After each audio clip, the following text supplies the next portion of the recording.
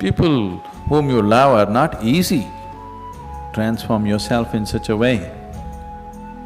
Being in your presence, unknowingly, their cup will turn around. As far as your spiritual process is concerned, anyway you're alone. Namaskaram Sadhguru. I'm in a relationship with a very bitter person who is not interested in spirituality. How can I handle my relationship without losing my way on the spiritual path? If your concern is your spiritual growth only, then if you have a demon for your partner, that's the best thing. But your partner, your husband, wife is not just about spiritual growth, you also want to have a pleasant life in the family.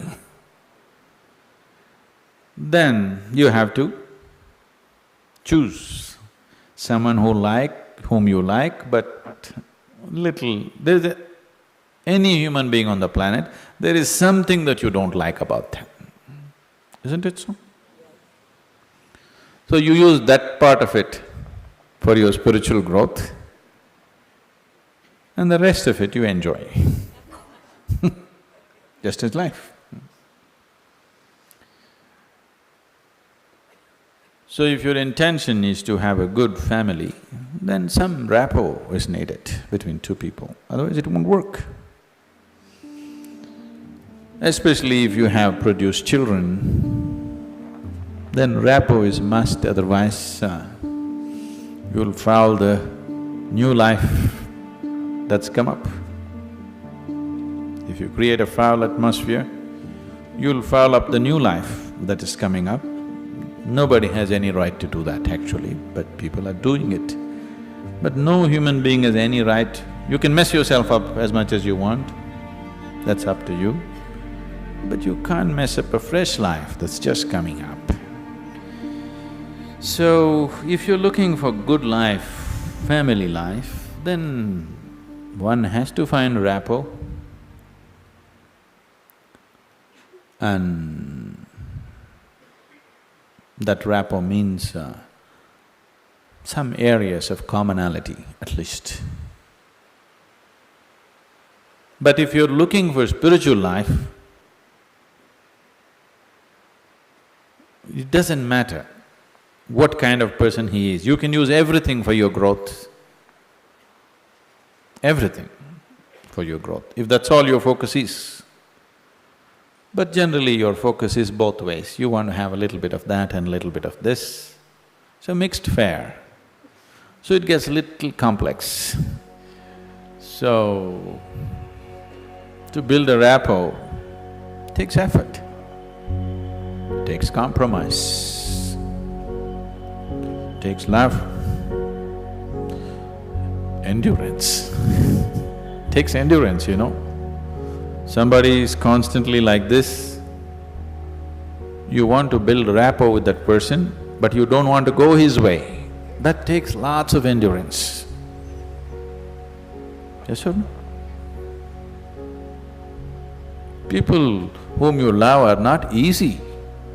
So what can you do?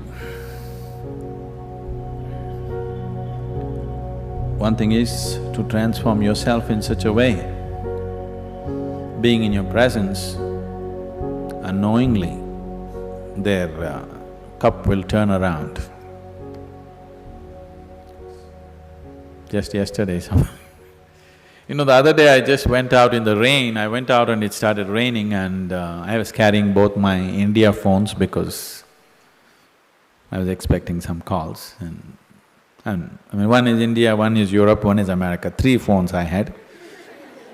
One I had in my jacket, other in my trouser pockets, and by the time I got here it got wet and both the phones just burnt up. Then people around me were telling me, Sadhguru, why carry 2 phones? Now we can have 2 SIM cards in one phone.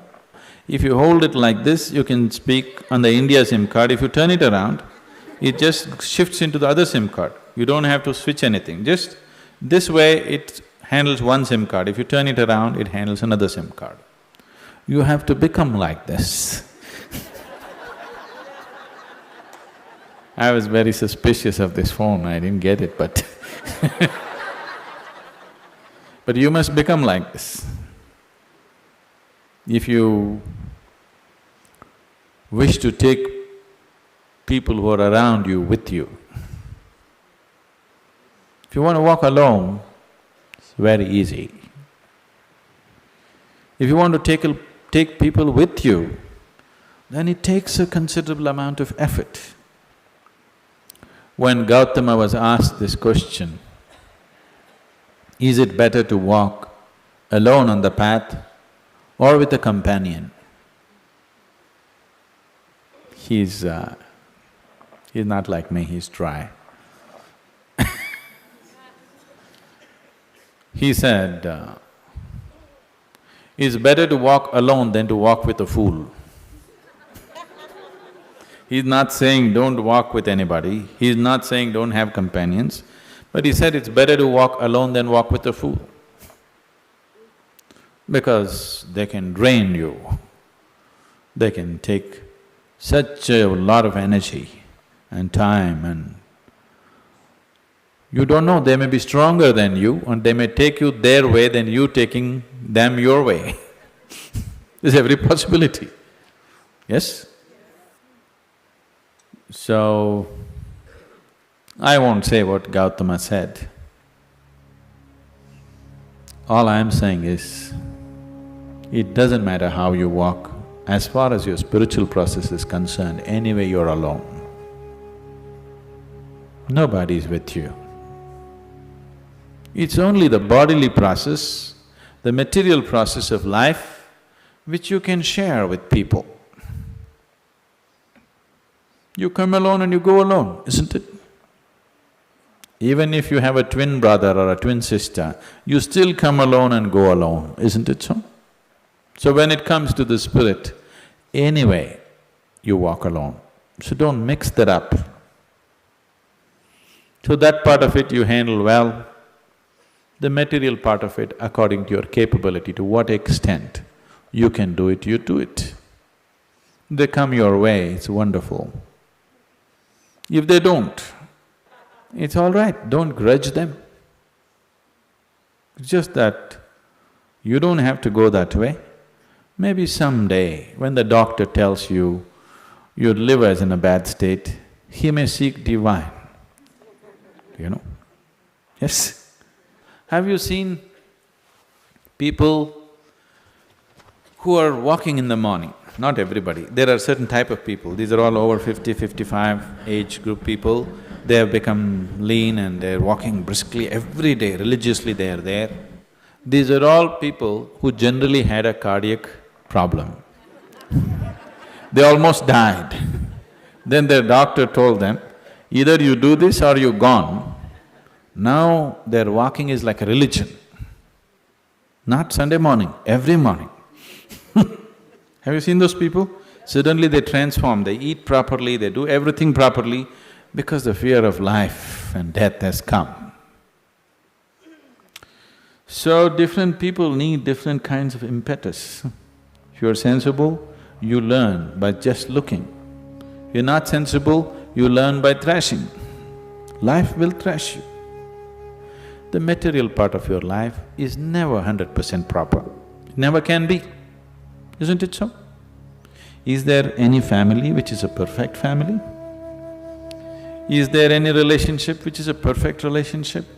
Is there any business which is a perfect business? Is there any career which is a perfect career? There is no such thing, don't seek that. Your life will become wasteful and fanciful if you seek such things.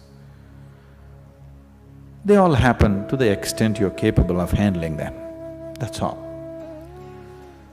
So, you make sure the spiritual part of your life, you handle it 100% properly.